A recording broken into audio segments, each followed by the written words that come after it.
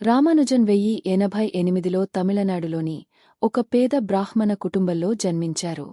చిన్న వయస్సులోనే అద్భుతమైన గణిత ప్రతిభను ప్రదర్శించారు.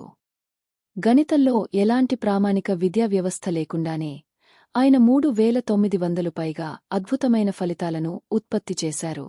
వీటిలో చాలా వరకు ఇప్పటికీ రహస్యమే. శ్రీనివాస రామానుజన్ మన భారతీయుడు. మీరు కూడా భారతీయులే అయితే మా ఛానల్ను లైక్ చేసి సబ్స్క్రైబ్ చేయండి. 1914లో బ్రిటిష్ గణిత శాస్త్రవేత్త జిహెచ్. హార్డీ రామానుజన్ను కేంబ్రిడ్జ్కు ఆహ్వానించి ఆయనతో కలిసి గణిత శాస్త్రంలో విప్లవాత్మక మార్పులు తీసుకువచ్చారు. రామానుజన్ తన గణిత జ్ఞానాన్ని నమగిరి దేవత నుండి వచ్చిన దివ్య దర్శనాలుగా పేర్కొన్నారు. 32 ఏళ్ల చిన్న జీవితంలోనే రామానుజన్ ప్రపంచవ్యాప్తంగా అత్యంత ప్రభావవంతమైన గణిత